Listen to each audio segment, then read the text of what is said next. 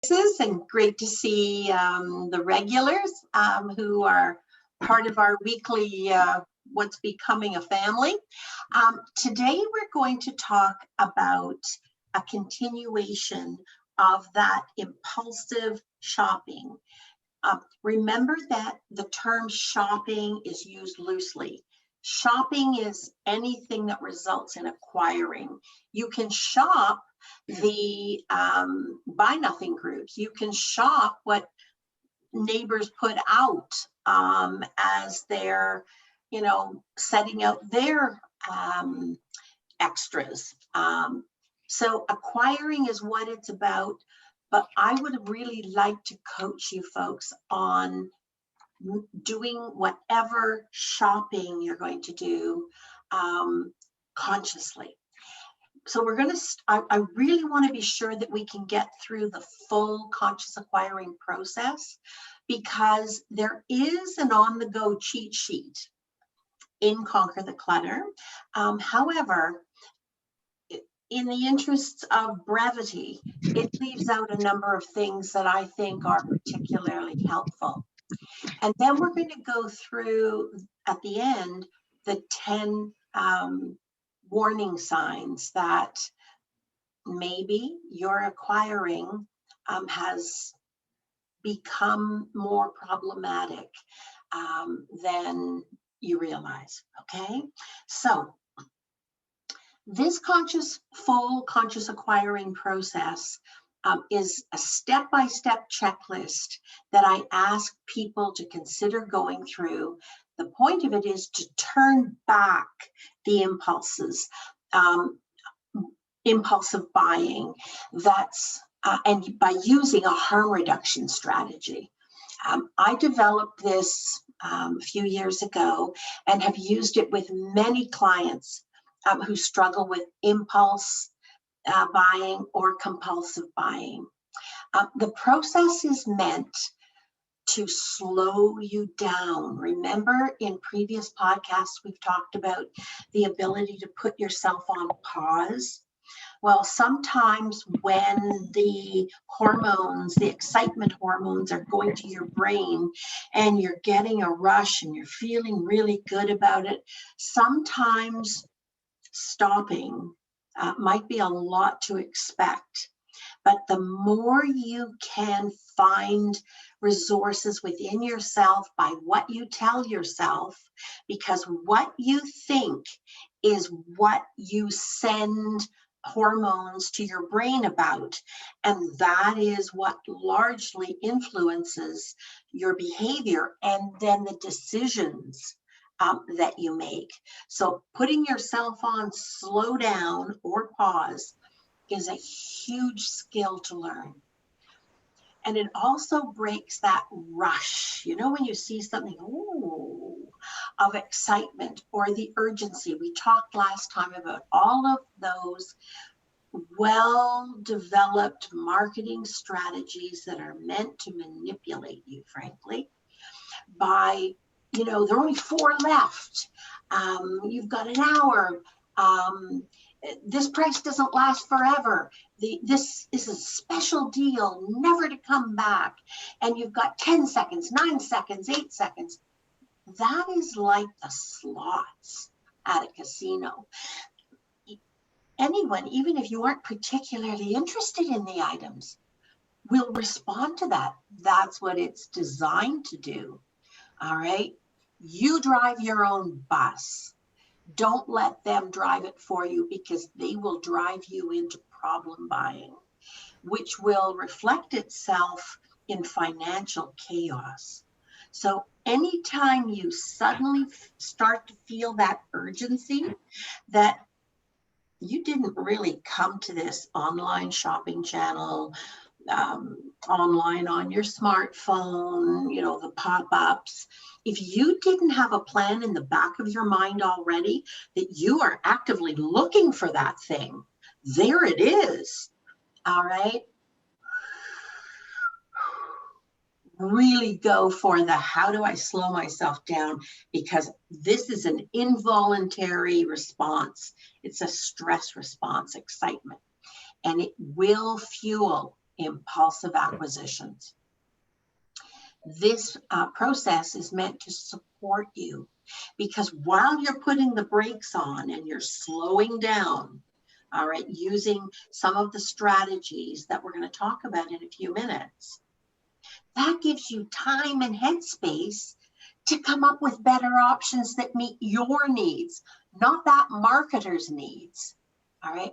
It gives you time to rationally, consciously consider other alternatives without the influence of that hormonal roller coaster and rush of adrenaline, serotonin or dopamine, whatever your response is, that is just coursing through you thanks to the algorithms that they form. Remember, the longer you stay on a site, the more you hit key hits that you make, the more they are saying, oh, so-and-so and so-and-so, this is what they're interested in. They're looking at this. Oh, they stayed on that page a little longer. Oh, that was an item that didn't just get deleted. Ah, that's what they're looking for.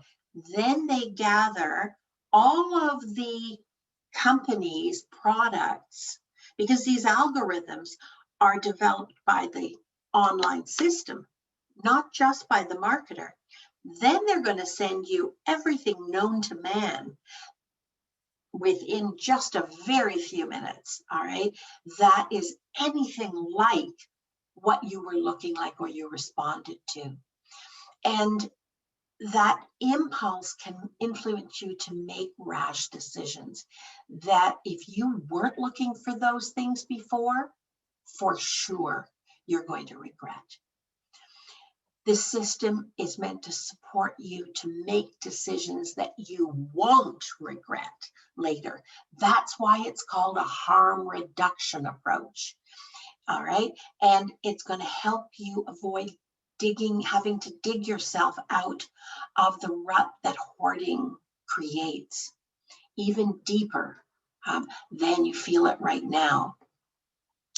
As much as possible, if you know that you have an issue with acquisition or that responding to the temptation buying, even if it's not compulsive, it hasn't gone that far, but you're responding to an impulse more than a plan that you had for what you need and you're looking for. It's okay to have that plan in the back of your mind, okay? I made a deal with myself many, many years ago, and my husband and I adopted it, and that was if we're out together and we see anything that costs more than $50 and we didn't have a plan to buy it, and it seems like a really, really great idea, the more excited we get, the more we put ourselves on pause and we don't commit to it. We don't buy it when we see it. And if it turns out that we're somewhere we can't get it again because we're not in the geographical area where we can go back to the store, it probably isn't going to change our history. All right. And that alone was one of the reasons why we could save the money to buy our first house. So as much as possible, if you have an issue with this, test yourself, even if you don't think you have the biggest issue with impulsive online shopping or impulsive shopping, period. See if you can take a break from shopping while you developed a few more skills. The very fact of being able to take that break will tell you how difficult the issue is for you. And while you're taking that break, use some of these strategies that we're going to talk about to help you really strengthen your self-regulating strategies that you already have. All right. Self-regulating. All right. That's that ability to put yourself on pause, to give yourself time and space to calm down, not respond to the hormonal response and the rush, and make a considered decision, no matter what that decision is about. That is one of the most important indicators that you're on a track to success and meeting your goals and not getting dragged along behind somebody else's bus. That you can make a plan, and to a large extent, nobody's perfect, all right, you can follow that plan most of the time. Okay, so plan, if you have a big problem, plan not to go into stores other than for groceries, unless groceries are an issue for you. Okay, do this by delegating other purchases to families, to your family, trusted close friends, and only those who are 100% supportive of your hoarding challenges and your hoarding goals. So these are the people you would trust with your debit card or your credit card. Only delegate to those people who are 100% behind you. The reason that's so important is while you're doing this, this is supposed to be a positive growth experience. And if those people second guess you, if those people criticize you, or you know they are likely to have their own agenda in the back of their mind, all right, I don't want you feeling defective, like somehow you can't do this. You have to give it to somebody else because you can't be trusted. That's not the spirit I want you to enter into this. This is about growth and getting stronger. This isn't about you're broken, flawed, and you can't do something. I don't want you feeling apologetic, like you have to explain something, like they're doing you an immense favor. Do something for them that lightens their load if you're subject to that kind of apologetic part of yourself. I don't want you feeling indebted for asking, like somehow then they have the right to give you advice on a lot of other things, like they've bought the right by doing this for you. All right, it's the wrong person. Or maybe you need to sit down and have an assertive talk with them about what the boundaries and limits are for doing this for you. I would encourage you to go back to the podcast on boundaries and limits and listen to it. Get yourself kind of figured out about, okay, where are the lines here? This is about growth. This is about moving forward. This is about personal development. Now, even when grocery shopping, if you're going to do it, it's not an issue with you. Start practicing shopping only from a list, all right? And that's a list that you made before you left the store, not one that you're making on the go as you see things, okay? Do your level best to stick to that list. It doesn't matter, all right? The list is not the key thing. It's that you are consciously thinking of what you need. This is about you before you get tempted, before you get that cue reactivity that we talked about in last week's podcast.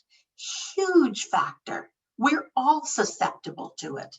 All right, that cue reactivity. It's about you getting that under control so that you are driving your own bus. And then you stick to the list. You stick to your plan because the plan represents your needs, not the needs that you suddenly discover because you've been stimulated or triggered by manipulative marketing. All right. So do your best to stick to that list by telling yourself that any other interesting items that you see will still be there next time. And you can make a note of them, all right? And you can add them to the list for the next proactive shopping list that you use, okay? If for some unavoidable reason you must do non-grocery shopping, before you leave the house, before you get out of your vehicle or off the bus, commit to making that list and buying only what's on it. Before you go through the checkout line, all right, when you're shopping, before you go through the checkout line, pull your cart over into a quiet spot. Why are you doing that? Because you're buying lack of stimulation, okay? You've got time to think. You've got time to take a few deep breaths, all right? Look at your list. Look at the shopping cart. And if there's anything in that cart that's not on your list, in the interest of developing self-regulation, okay, which will be a huge, huge, huge boost to you moving forward, try to make yourself put anything that isn't on the list back in an effort to practice sticking to a list. Carry the bringing home or letting go checklists. I have questions here, okay? I'm going to read them to you in a few minutes. Have them laminated. If you want a copy of these, all right, I would be happy to mail them to you. I have it on one card, it says, should I bring this home? And the other one says, should I let this go? On the back of, and so one card in your wallet, all right, is your checking in with yourself. That strategy on the go to help you make more conscious decisions. I'd be happy to mail them to you. I don't care where you are. I'll mail them to you. I'll mail you two, in fact, so that you've got a backup.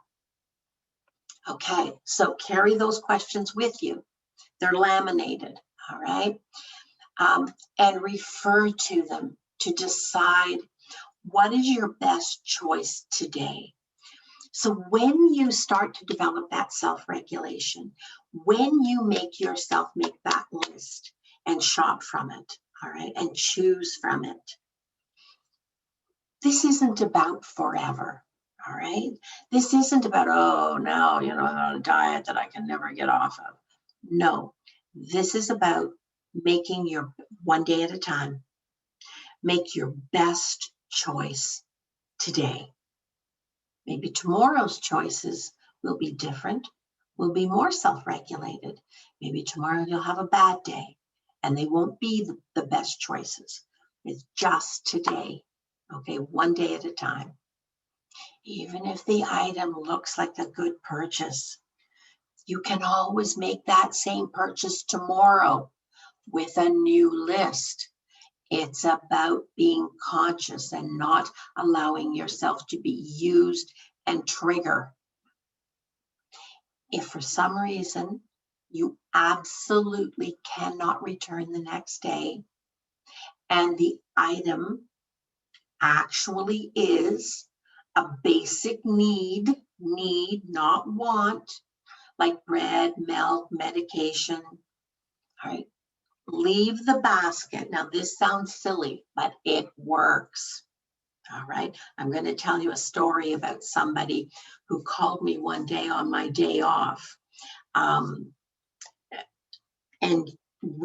I'd been coaching her on this because she had a huge buying problem on credit. All right.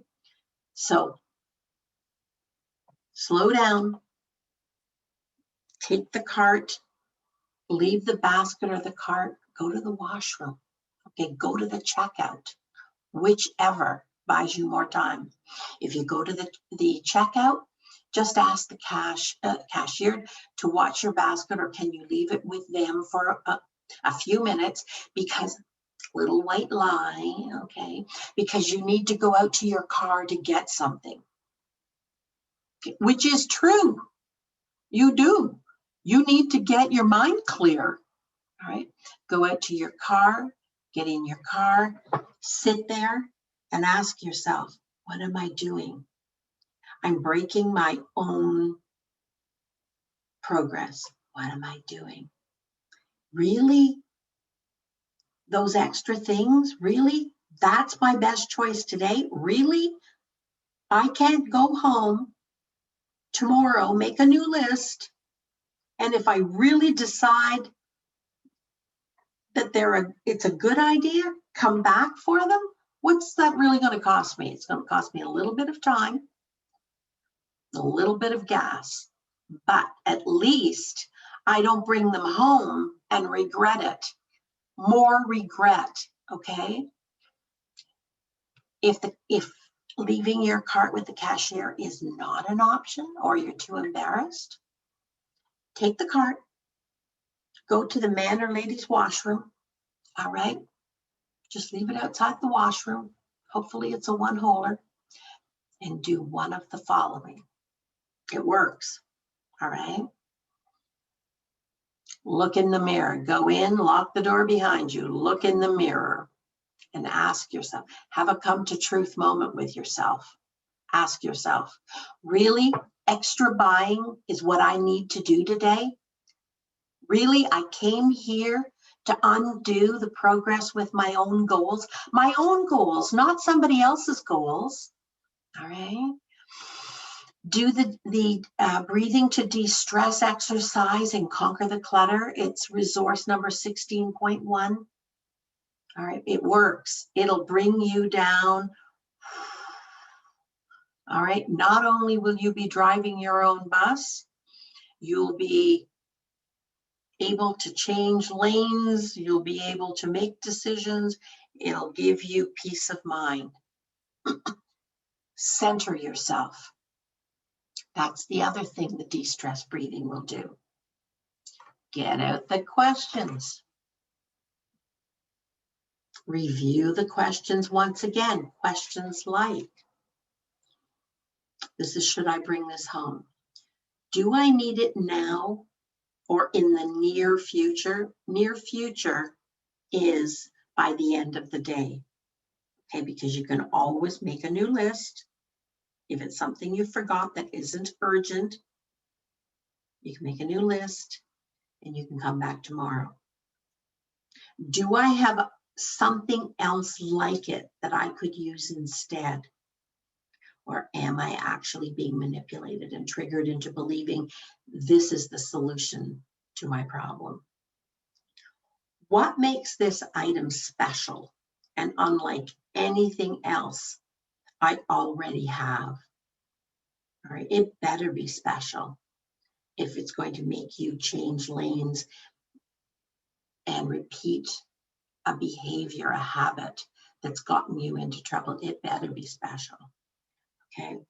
How would my life change without it? Can I live without this, at least until tomorrow? If I'm acquiring it for someone else, have I asked them first if they want it? So for those of you who get tempted by nice things, and because you really want to bring it home, because you also like it, you convince yourself, I'm not buying it for myself. I'm buying Christmas presents. I'm buying whatever. But really, you got triggered. Your first thought to yourself was, ooh, that's nice. It wasn't, so-and-so, that is perfect for them. If your first thought was, ooh, that's nice. There must be somebody I could buy this for. Okay. You call them and you ask them first whether they actually want it. Sixth question, have I got things for other people in the past and not delivered them? They're stuck somewhere, they're lost somewhere, they're put down somewhere. Can I find those things? Okay, and give them those things instead, because I've already got them. And I probably intended to buy them for them or somebody else. All right, so challenge yourself. Okay, challenge yourself. If the additional items truly are needs or wants, And as inconvenient as it sounds, it is really, really important to do this. Go to the car, de-stress breathing. I've even known people who have gone into the ladies' room or the gents' room, locked the door behind them, and splashed cold water in their face. They were so triggered. So, in the moment, all right? The most important thing is that you interrupt that in the moment impulse decision-making process in the interest of being able to develop a more conscious acquiring process for yourself. If and only if you decide that those items, an item that can't be all the items in the cart that aren't on the list, some item that's in the cart is actually a need, all right, not a want. I want you to do it from washroom. Add it to your list there, only if you know you're telling yourself the gospel truth. That self-regulation process is going to pay back so many ways in your life. Or if you're out in the car, de-stress breathing, and you go, you know what, we really do need toothpaste. All right. Go back into the store, go out of the washroom, and make your purchases, knowing that you actually did make the best choice for yourself today. If any of the items are actually wants, and you know that when you tell yourself the gospel truth, make a note of them for consideration as possible needs for future shopping visits. Go home and check your stash. All right. How many of these do I have? Maybe they can go on a new proactive shopping list if the ones you have are well past their best before date, because those could go out and a new one could come in. But remind yourself, okay, if they aren't on the list and they don't pass the sniff test for today, they're not needs today. And so your best choice then is not to buy them today. Remind yourself that they or something very similar will be available when you do need them. And despite what the marketer tells you, there will always be another sale. All right? There will always be another sale. Just keep your eye out for it. And if they're not on sale, all right, they're not a good deal. They're not a good deal, especially if you didn't intend to buy them. You didn't intend to delegate or dedicate that portion of your disposable income, and you're buying them on credit. A want on credit is a paving stone to a path that is a slippery slope to you know where. All right, because it's costing you either cash, part of your disposable income, that's going to give you that safety cushion, okay, at the end of the month or before you get paid or however that works out for you. You're eroding that safety cushion. That safety cushion, all right, will also give you peace of mind and de-stress you, just knowing that you're not living so close to the wire. This method that I'm talking about now is not designed or advisable for expensive items, because expensive items are a different ball of wax. If you go out and you're looking at, oh, you know, there's a 75-inch TV and it's on sale, $500 off, and you don't have to pay tax on it right now, and you know, all the little add-ons, or a refrigerator that you don't need because whatever an expensive item is for you. And that's the other thing. It's a really good idea for each person to decide, at what point does it become an expensive item? Now, when my husband and I were newly married, $50 was more than $50 without having a plan for it. because we wanted at some point to buy a home, that was an expensive item. What's your threshold there? Decide that today, okay? So this method is not designed for items you already know are more expensive, or you've used up the amount of credit that you're comfortable with for this month, or the amount of disposable resources, income that you've used up, because you already know these other items are definite impulse buys. Too good to miss though. Cue reactivity. Go back and listen to last week's podcast. All right. For sure, remove the item from your cart now. And if you can't make yourself remove the item from your cart, head to the washroom, head to the car, look in the mirror and ask yourself, what in heaven's name am I doing? Okay, this is not what I came into the store to do. And what choice is far better for me right now, today? Just deal with today in this moment to help me move forward. Or is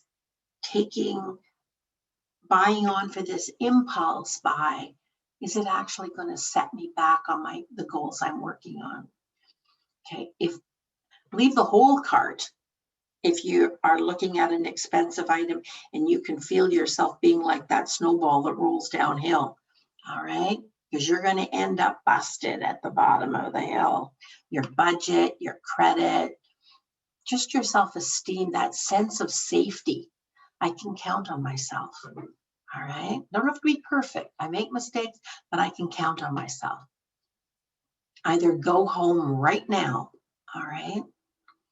Or go in the washroom again, call a trusted friend, somebody who really understands what you're struggling with, and read them the should I bring this home questions and get them to challenge you, not disagree, but just, okay, what is the truth about that question? And these are people that you can trust, all right? Also ask yourself, what are the reasons for wanting to buy these items today? If you can, or you'll be in the washroom a long time, there'll probably be a lineup. If you can, complete a pros and cons of buying and not buying. See where you land. Try to make yourself sleep on it. When you go home, buy what's on the list, all right? Go through, buy what's on the list, go home and say, you know what? If it's a good idea today, after I sleep on it, it'll still be a good idea. I'll make a new list, but that will be my considered list because I have considered whether it actually should be on the list. If you believe it is, should be on your considered list, then you are making your best choice today. Maybe not your best choice forever, but it's the best choice you're able to make today. That's progress. But slow yourself down. Whatever choice you make, I'm just really, really asking you to make it consciously. Okay? If you've brought things home and you sleep on them, you can always bring them back tomorrow. Not the best way to go about buying, but not the worst either. Okay? Particularly if in the harsh light of day, you realize, it really was an impulse buy. And for whatever reason, I wasn't able to resist it. Okay, if you did resist it, however, and you put it back, even if you put it on a list for tomorrow to come back, all right, the next day and get it, I want you to look in the mirror when you get home. And I want you to just really, really applaud yourself, all right? Because you have taken a huge step forward to the life you want and deserve. And most of all, be very, very, very proud of yourself if you were able to put those items back. Even if you went home and the next day you made a new list and you went back and got some of them. It's about self-regulating and acting consciously. That's the trick here. That's the goal. It's not about the items. Okay? All right. I'm going to tell you a short story about this. So one Saturday I was out. I was in the paint store buying paint because my day off I was going to paint somebody's bedroom. And my phone rang. There were two clients that I gave my cell number to because they were in deep trouble with impulsive buying. And so one of them was on the phone. We'll call her Louise. And Louise said, "Hi." I said, "Hi, how are you doing?" And she said, "Not so good. It's so good." I said, "Oh, now I should back up a tiny bit." Louise had undertaken to delegate shopping and not shop herself, right? There was no one to delegate it to. Her daughter was gone away for the weekend and her husband was off on a business trip. And the lock on the door, all right, had gone wonky and the front door of the house wouldn't lock, all right? And so obviously she didn't want to be alone in the house for the weekend with the door swinging open at will. So I said, "Hi." And she said, "Well," she explained about the door lock and said, I said I wasn't going to shop." She said, "But I had to because," and I said, "Completely understandable. Life sends us, sometimes you're the fly and bug and sometimes you're the windshield, right?" Okay. And so I said, "So was there a problem?" And she said, "Yeah." I said, "Do you have your list?" "Yeah." I said, "Are you looking in your cart?" "Mm-hmm." I said, "And?" She said, "Oh, there might be a few things in there." She said, "That aren't on the list. Are you having trouble?" "Mm-hmm." I said, "Okay." I said, "Look, you're a grown woman. It's not my place to tell you what's right and wrong. What do you believe you need to do in order to make your best choice, the best choice that you, Louise, can make today?" I said, "Okay." I said, "Okay. Do you have some ideas based on what we talked about?" "Yeah." I said, "Okay. Have you done them?" "Not yet." I said, "Okay. Are you comfortable? Are you able to go do at least one of them? And let me know how it works out." Okay, I'm pulling for you here. All right. No right or wrong. Each and every one of us, okay, you're an adult. Each and every one of us does the best we can every day if we give it our honest, truthful best. That's the best we could do today. I said, "Okay, let me know." So about 20 minutes later, my phone rings again. And I said, how are you doing now?" She said, "I put the barbecue back." And I said, "Good for you." She said, "Yeah." I said, well done. "Do you have the lock?" "Oh, yeah, I've got the lock." "Okay." I said, "Do you have somebody to install it?" She said, Yep, my neighbor can install it." I said, "So you're safe? You're good?" "Yeah." I said, "Good for you." Okay. So I put the barbecue back.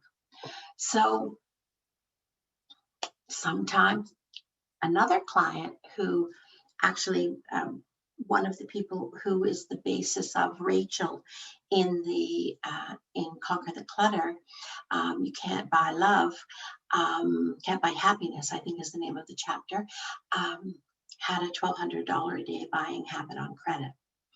And she was using, there are 2 or 3 people who are kind of a melange here, all who gave their permission to be part of the book.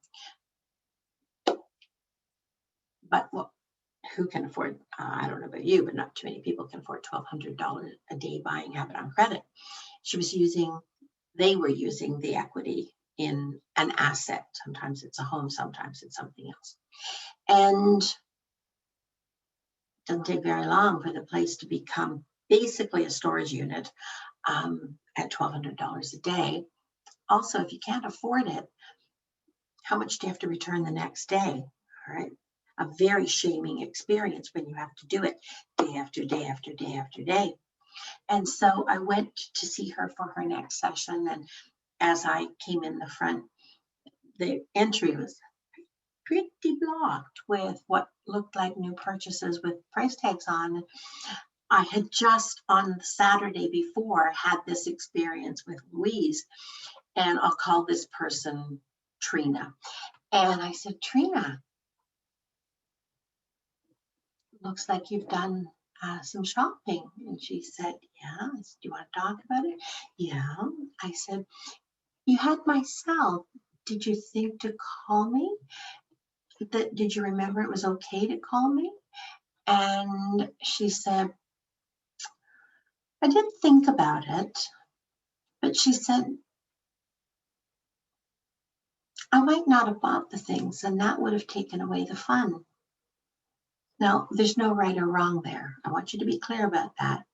Louise was further down the path to getting out of the problem than Trina was. That's all. They're at different stages. All right.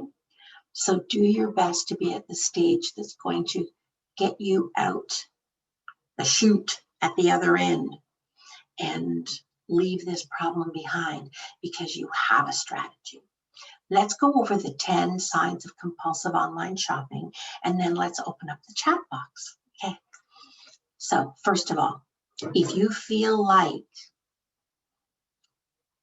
online shopping is something that you can't stop without being able to buy, all right, you're not going to be able to get off that site, all right? That's a danger sign. That if shopping has hurt relationships, if it's hurt your ability, to go to work and be at work, or it's caused financial situations, like you go out on a lunch hour and you shop and you're late getting back to work and now you're getting into trouble. Or it's interfering and upsetting your financial situation. That's a sign this is a problem.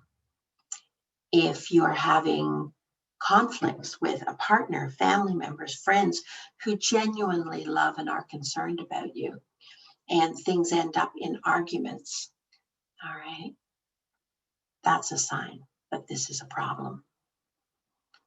If you think about online shopping or deals that you saw or items that you didn't have an intention before you saw them to need, but they're kind of just sitting there like, the chocolate in the drawer. Hi, I'm here. I'm still here.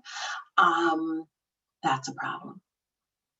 If you get grumpy or upset because you can't buy online, you can't shop online, that changing your mood, all right? The inverse of that is also true. If when you're online, you feel like just buoyed up, that's a problem, all right? Anything that causes mind altering is a problem because it means you're not driving your bus, right? You have been commandeered by the marketers and you are no longer driving your own bus, which means you're ill-equipped at that point, just chemically with the rush, all right, to self-regulate. If online shopping is the only thing that helps you relax and feel better, it's a problem. If when you do online shop, you feel you need to hide things that you buy because you're afraid that other people will think it's unreasonable or a waste of money, or that they'll have an opinion that you don't want to deal with, or that you shouldn't have done it, that's a problem. You're a grown up, Okay, you're a grown person. Don't put your self-respect and dignity at risk. There's no item that's worth that. If you often feel guilty after you go online shopping, that's a problem. If you spend less time doing other things because you're hooked, okay, whether late at night or just sitting down to relax, all right, that's a problem, all right? If you often buy things that you don't need, or even if you do need them, you buy much more than you planned, even when you can't afford it, for sure, that's a problem. Okay, so remember, if you think that you have a problem, all right, problematic impulse buying can also be tied to worsening other psychological issues.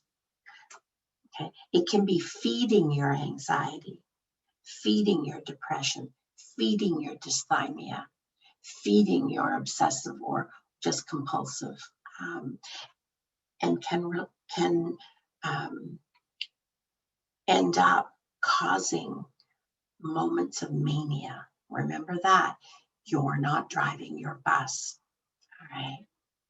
And the person who is driving your bus, marketers, they don't have your best interests at heart. There's only going to be one winner, okay, on that trip. Okay, so let's look at the questions now and comments in the chat box. Thank you, Maureen. I was mentioning before the podcast started that my sister's been approved for a very unusual surgery. She's in Alberta, of all places, in Seattle.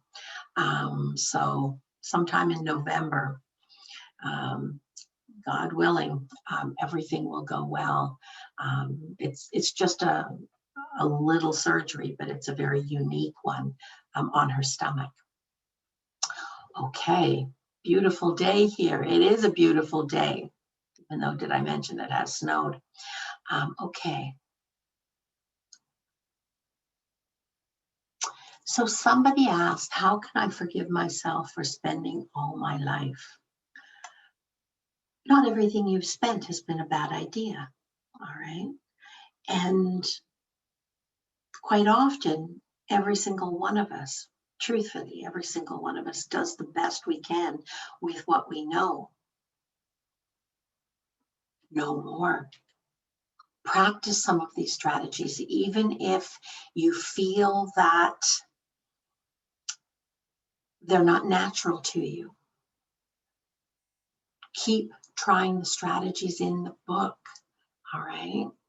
Keep trying them, because what you're doing is you're improving your ability. If you don't try things, you'll never get better at them. Okay. Somebody asked, where I have the problem is that I may need that thing in a week or two, but it wasn't on the list, but it's on sale today. So that's an interesting balancing act, isn't it? And that probably happens a fair amount. What I would say, truthfully, is it's better to pay a little bit more. It better be one whopping great sale for you to know that you're going to buy it today and not shop from a list. Now, if shopping is not a problem for you, if that's not the way, acquiring is not a problem for you, that's how we started, right? If it's not, if the buildup, the accumulation, the hoarding has happened in another way, then maybe that's not a bad idea. See, it all depends on what you're vulnerable to. What you're trying to do is do what you do consciously. All right. I would say, so for instance, this is just my take on things. All right. And it's all within reason. There's nothing that is 100% true and 100% false. I think that when I have a list or I know what I've gone in the store for, all right, even if the list is on my phone, all right, or in my head, but it's a list in my head, all right? It's not ad hoc, all right? I'm not winging it. I think I'm better to buy it and pay full price than to shop the sales or to get what I need plus what's on sale. I actually think I spend less money. I actually think that staying conscious of what I need, I buy less. I really do believe that. So it better be one whopping great sale, all right? Or try not buying it. It might be on sale, or a different brand might be on sale 2 weeks. All right. Okay. Yes, that's true, Lynn. The helpful actions that we've just talked about, all right, can also be used for food addiction. Before we eat those cookies, talk to ourselves in the mirror. Absolutely. Go outside, get conscious. Keep pictures of yourself too. Now, this is not about body dysmorphia and never being happy with yourself.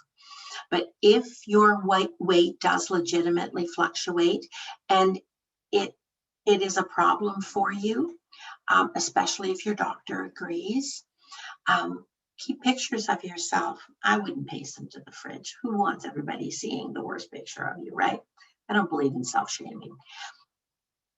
Keep a picture somewhere on maybe your bedroom mirror and go, today I'm moving to this version of myself.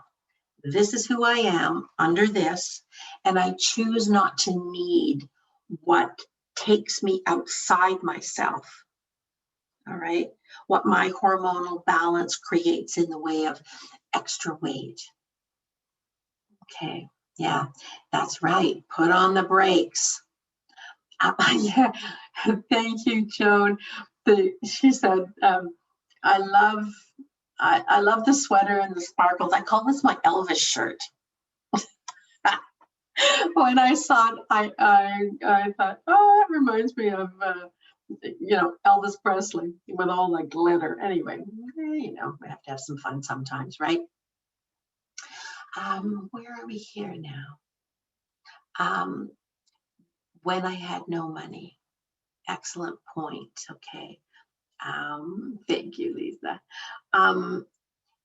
So Anish, to everyone, thanks for that, Lynn.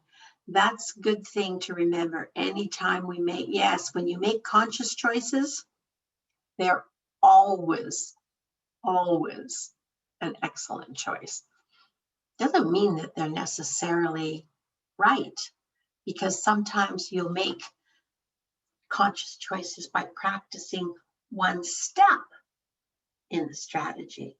You can't turn yourself around on a dime. If you do, you probably won't stay there. All right. So practice the steps, baby steps, until you really, it's sort of like a high diving board. You start out on the edge of the pool and you practice facing the water, diving into the water. Then you get, the equivalent of the bunny hill in skiing diving board, and you dive. And then a little step up. Okay. Baby steps if you have to. Okay. Maureen, your insights made me think, what is reward? It is a reward maybe to be, yes, absolutely. It's a reward to be the driver of the bus. You're going in your own direction. The boss of me. That's right. You are your own Jello sheriff, as it was. I usually think of rewards or good feelings related to deals. Oh no. Okay, so rewards are not about deals or sales because somebody else is determining that. Okay, you have no way to control that. Rewards are that you're in a good enough financial condition to buy what you need without the sale. You're in, or that finally you've saved the money for something, you wait till it goes on sale, and you save even more money. It's not about the money, it's about the cushion you give yourself so that you're not always pushing yourself to the outer limit. The thing about sugar being a reward is about an hour and a half later, it's going to drop you like a stone. It's like a bad friend.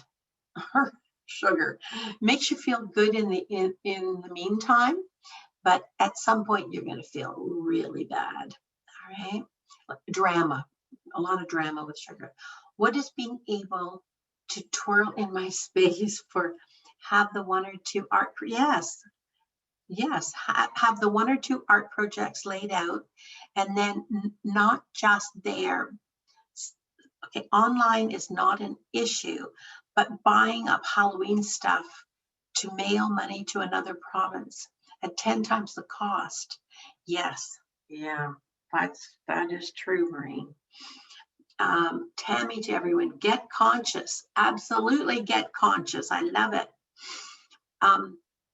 And Lisa is thanking Maureen. You guys are like buddies now. Yeah, and thank you. You love my shirt. That's lovely. I have a mask too that I could show you. After the podcast, I'll show you. Okay. And then Jim can edit it out. Okay. All right. Thank you, Tammy. That's lovely. Conscious choice. Yes, conscious choices are good choices, no matter what they are. All right. That's exactly right. Leanne, we're so glad to have you back. And sometimes it takes me to get out and go into public, but then I go into a store, which is another barrier. I spend so much energy getting there that not buying something kind of feels like a waste of time and energy. Anish, go and case the joint. All right. Use the time to plan. Walk around with a pad and paper, or record on your phone, or take pictures with your phone, all right, and say, that's great. You know what? Next time that goes on sale, I'm coming back for it because I actually could use that. And then that is a better version of something I have at home that's on its last legs. Or, that spot on the wall that I need something, I need a picture, I need whatever. That would be great. When it's on sale, that spot is dedicated. You're planning ahead. You can still get all thrilled.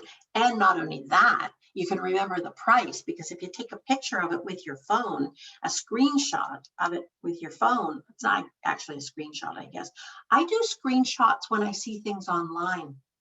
Comes up and I'll think, well, I'm not buying it right now, but okay. And then I can look and see. And then I also find out whether they're lying to me or not when they said, only 8 left. Only 7 left. Somebody in so-and-so has bought this. Only 4 left. And then I go back on. They're generally pop-ups. So the pop-up comes on the next time I'm playing solitaire, and it says, only 10 left. Only 6 left. Somebody mentioned that in the podcast last week. And I hadn't really realized it, but it's true. So I started to keep my eye out for it. They're lying to us, folks. This is what good marketing is all about. So is that true? Do you still have to wait 2 weeks to get the groceries? No. So Ellen says to everyone, shopping for groceries online, Loblaws or Walmart. Yes, that's true. They do it. Actually, Costco does that now too. Makes it easier just to get what you need as you have to enter the item, so you do not walk up and down the aisles noticing all the other items. That is a great idea, Ellen. And they do have curbside pickup. I know that because I have a client who's afraid to go out. She's got some vulnerabilities health-wise, and she's been buying things at Costco. Now, the thing about Costco sometimes can be is, you end up with an awful lot as the way they package it. They do have the absolute best blueberries. Thank you for another great session. Gotta go. See you next week. Okay, Lorraine. All right, so technically I'm going to wind up now. This is where the tape will stop, but let me show you my new mask. I'll be right back.